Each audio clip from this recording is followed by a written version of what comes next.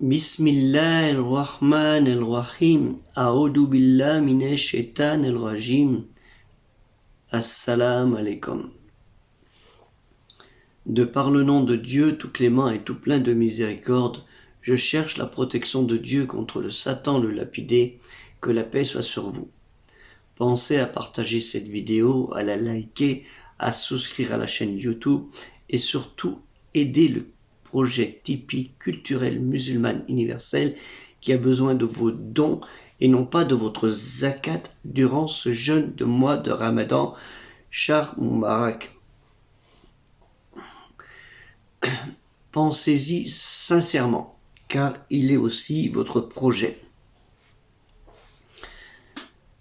Ce mois de Ramadan est aussi un mois de fraternité et de générosité. Et les actes ne valent que par les intentions. Si vos intentions sont bonnes pour aider ce projet, Allah Ta'ala, lui du Très-Haut exalté soit-il, vous récompensera, Inch'Allah, s'il telle est sa volonté. Cherchez la protection de Dieu, Allah, contre le démon le lapidé. Nous disons souvent Bismillahirrahmanirrahim, A'udhu billah minash shaitanir rajim, de par le nom de Dieu, le tout miséricordieux et tout plein de louanges. Je cherche la protection de Dieu contre le Satan, le lapidé, et souvent nous disons, quand nous sommes dans la colère, ou quand nous sommes dans la crainte, ou quand nous voyons quelque chose de néfaste, A'udhu billah minash shaitanir rajim, ou simplement A'udhu billah. Mais il vaut mieux dire la phrase complète. Le principe de la louange, as-el-hamd, est la gratitude, el-shukr. C'est le premier pas de la rectitude de la foi, la pratique, el-iman, el-amali, el-iman, el-amali, dont l'une est la patience, el-sabr, et l'autre la gratitude, el-shukr, qui procède de la quiétude, el-artiya, vers la miséricorde divine, Maroumoun.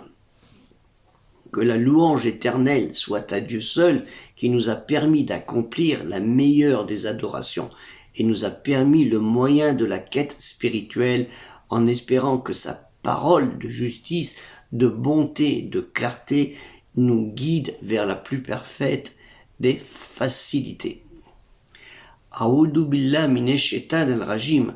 Je cherche la protection, son secours quotidien contre le diable malin, le réprouvé pour ne pas être le jour de la résurrection de ceux qui subiront sa colère. Je cherche le refuge absolu auprès de Dieu, le créateur de toutes choses visibles et invisibles. Que la louange et la gloire éternelle soient sur notre Créateur dans ce que nous entreprenons, dans l'accomplissement de toutes sortes de bienfaits, par des actes sincères dans les ordres de Dieu, Seigneur des mondes, lui le savant, le sage en toutes choses. Je sollicite la seule guidance, celui du chemin droit, pour ne pas être de ceux parmi les ignorants égarés. Dans la phrase « Je me réfugie en protection de Dieu », il faut comprendre que chacun de nous doit espérer la grâce de Dieu afin qu'il nous permette d'atteindre le noble but, celui de l'accès à un lieu sublime appelé le paradis. Dieu le Très-Haut, Allah Ta'ala, exalté soit-il, a ordonné la récitation de sa parole, Kalimati Allah, al-Kolhan, al-Furqan, elle qui est sa protection, la protection de Dieu, afin de repousser le mal qui provient du shaitan, ce diable, ce démon, ce malin, le lapidé. Cela est pour nous, humbles serviteurs croyants, un acte méritoire, mustahab, jugé recommandable. Néanmoins, gardons présent que shaitan, le diable, le démon, le malin, peut perturber la pureté de la révélation descendue du trône du ciel par de fausses inspirations qui induisent en tentation le cœur des faibles. Allah Ta'ala, Dieu le Très-Haut exalté soit-il, nous dit dans la sourate 22, El-Hajj, le pèlerinage, au verset 52, « Nous n'avons envoyé avant toi ni messager ni prophète qui n'ait récité ce qui a été révélé, sans que le diable, le démon, n'ait essayé d'intervenir pour semer l'impureté, le doute dans le cœur des gens sur tel sujet de sa récitation, sur le sujet de la récitation. Dieu abroge ce que le diable suggère impur et Dieu renforce ces versets, ces signes miraculeux. Dieu est omniscient et sage. Wa arsalna min kablika min rasulin wa la nabiyin illa ida tammana alka الشيطان في أميته أفينسكن الله ما يلقي الشيطان ثم يكتم الله آياته والله عليم حكيم. Allah Ta'ala, exalté soit-il, Dieu le Très-Haut, dans la sourate 16, El-Nal, les abeilles, au verset 98, nous dit: lorsque tu lis la récitation révélée, El Kolhan, demande la protection de Dieu contre le diable banni. Fa'ida karakta El Kolhan fastahid billahi min al-shaitan al-rajim. Et Dieu le Très-Haut, exalté soit-il, Allah Ta'ala nous dit dans la sourate 5, El-Maïda, le dernier dîner du soir sur la table, au verset 76, dit: adorez-vous au lieu de Dieu ce qui n'a le pouvoir de vous faire ni le mal ni le bien. Or, c'est Dieu qui est l'audient, l'omniscient. Kul attabuna miduni Allahi ma la yamliku lakum daran wa la naf'an wa allahu huwa as-sami'u al-alim. Et Dieu, Allah Ta'ala, exalté soit-il, le Très-Haut, nous dit dans la sourate 7, El-Araf, le purgatoire, ou les redans, au verset 200, et si jamais le diable t'incite à faire le mal, cherche refuge auprès de Dieu, car Dieu, entend et sait tout. Wa imma yanzahannaka minna ash-shaytan nazghun fastahid billahi innahu samiun alim. Car Dieu, le Très-Haut, exalté soit-il, nous a incités avec obligation à lire sa parole sacrée pour nous prévenir et nous protéger contre ce malin.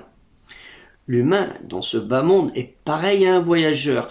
Nos années s'en vont avec le souffle de nos pas, comme des distances interminables dans un but parfois difficile d'atteindre, celui de l'au-delà et du bien de l'au-delà. La pesée de nos actes soit nous facilite, soit nous ralentit vers la bonne destination, en sachant que sur le fait que les uns d'entre nous iront soit au paradis, soit en enfer, soit aussi l'enfer avant d'aller au paradis. Dieu seul est savant sur ce sujet, Allahu Alam. L'adoration, el-ibada, l'accomplissement de nos actes ordonnés, doit être conformément à la grandeur de celui qui l'ordonne, en l'occurrence notre Créateur. Cette adoration, al-ibada, doit se prémunir d'invocations supplicatoires quotidiennes avec humilité, en demandant grâce par « c'est toi seul que nous adorons et c'est toi seul que nous implorons secours ». Iyyaka na'budu wa iyyaka nasta'in. Dieu le Très-Haut, exalté soit-il, nous a ordonné de nous adonner à l'adoration et aux œuvres pieuses, d'abord spirituelles, celles du cœur, puis terrestres, comme dettes de reconnaissance qui sont les plus immenses, les plus importantes et les plus exaltantes. C'est pour ça que les actes valent par les intentions. Si notre intention est pure, nos actes seront purs et agréés. Mais si nos intentions sont malignes, sournoises, démoniaques, réservez-vous à avoir un accueil très très très difficile. Dans chaque chose, il y a un signe qui montre que Dieu est l'unique, qui manifeste sa puissance et sa gloire, que ce soit sur terre et dans le ciel. Il suffit d'ouvrir votre porte, de regarder devant vous le monde qui circule, les arbres, le ciel, qu'il pleuve, qu'il neige, qu'il vente, les orages, la chaleur, la sécheresse, les inondations, et vous voyez la puissance de Dieu. Ces signes peuvent aussi désigner ce qu'on appelle ces miracles. Mais le plus grand de ceux-ci est sa parole, kalimati Allah, adressée pour l'humanité, ne l'oubliez pas. L'humanité, non pas seulement que l'humanité des croyants, parce que avant d'être croyants, les gens étaient des incroyants.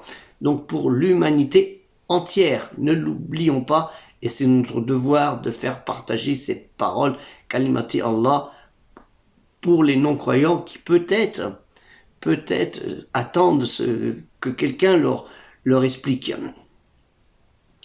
Et Allah Ta'ala, à ce sujet, a envoyé à travers cela tous ses prophètes, messagers et avertisseurs, que le salut et la paix de Dieu soient sur eux tous, dont ils les ont pourvus de miracles. N'oubliez pas ce qui s'est passé avec Noé. N'oubliez pas ce qui s'est passé avec Joseph. N'oubliez pas ce qui s'est passé avec Moïse. N'oubliez pas ce qui s'est passé avec Jésus. N'oubliez pas ce qui s'est passé avec Mohammed sallallahu alayhi wa sallam. Sur lui le salut et la paix soient sur eux. Car Dieu, lui qui est unique, non engendré, qui n'a pas engendré, nous a envoyé son dernier messager, Mohammed, qui reçut en ce mois béni de Ramadan les premiers mots de la dernière révélation, ce qu'on appelle Al-Qur'an, et ces premiers mots qu'on retrouve dans la sourate 96 Al-Halak au verset 1, lis, révèle, récite, prêche au nom de ton Seigneur qui a créé. Aqra bismi rabbika alladhi khalaka. En ce mois béni de Ramadan, il est bon d'en prendre conscience en pleine intelligence. Allah Ta'ala, Dieu le Très-Haut, exalté soit-il, nous dit dans la sourate 2 Al-Baqarah, la vache, au verset 185, « Ces jours sont le mois de Ramadan au cours duquel la récitation était descendue comme guide pour les gens et des éléments explicites de la bonne direction et du discernement des codes des lois. Shahr Ramadan alladhi unzila fi al-Qur'an hudan linnasi wa baynati minna al-huda wa al-furqan.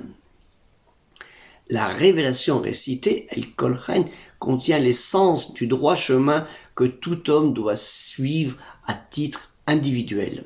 Allah Ta'ala, Dieu le Très-Haut, exalté soit-il, nous dit dans sa noble parole et sa sagesse infinie, dans la sourate 2 Al-Baqarah, la vache au verset 148, à chacun une orientation vers laquelle il se tourne, rivalisez donc dans les bonnes œuvres.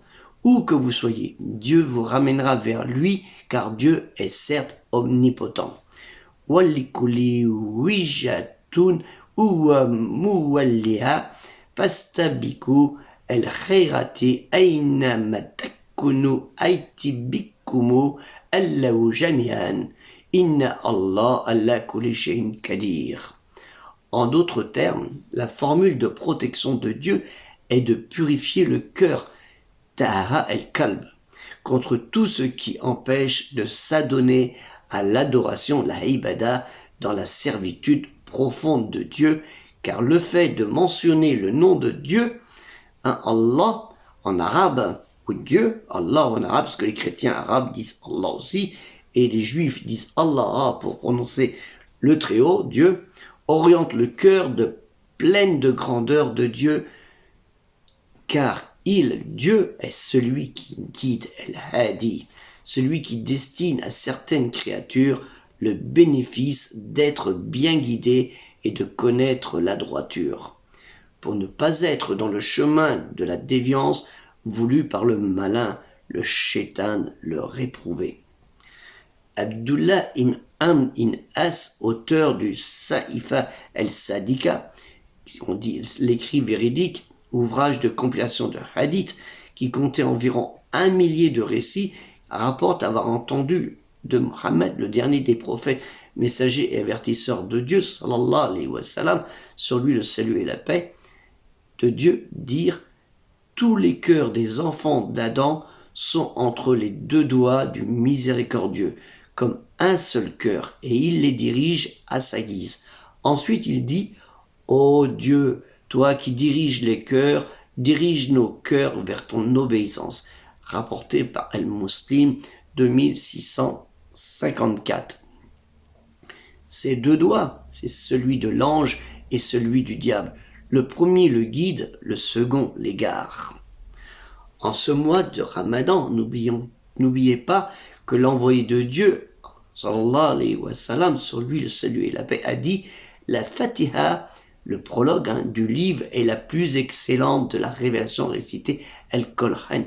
Le verset du trône, Ayat al-Kursi, la sourate 2, verset 255, est le prince des versets de la révélation récitée Al-Qur'an, et la sourate Yassine est le cœur de la révélation récitée Al-Qur'an, et la sourate Al-Ikhlas, le culte pur, qui dit lui est un, Kul'u Allah Wahad, équivaut à un tiers de la révélation récitée Al-Qur'an. Vous vous rendez compte?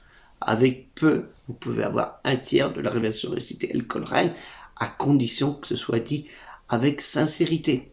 C'est pas de dire, voilà, j'ai récité le Coran en entier, que j'ai tout récité en entier.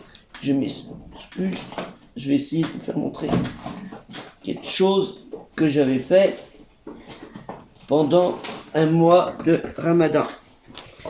J'avais fait ça pendant un mois de Ramadan, il y a plusieurs années. C'est Al-Qur'an. Tout écrit à la main. Je me suis dit, tu vas le lire, mais il serait préférable que tu l'écrives. Ça, c'est Al-Qur'an écrit de ma main droite, de la dextre, comme on dit.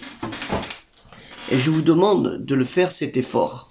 Et vous verrez, ce que vous allez apprendre, ce sera bien meilleur quand vous aurez écrit ce texte, que de le lire simplement. Parce que vous aurez fait un effort avec votre main et votre tête. Et ça, c'est très important. Le dernier des prophètes, Mohammed sallallahu alayhi wa sallam, messager et avertisseur de Dieu, a dit sur être conscient et reconnaissance dans la crainte de Dieu, la taqwa. Donc, craignez Dieu où que vous soyez, faites suivre une mauvaise action d'une bonne et elle l'effacera. Et comportez-vous envers les gens avec bienveillance.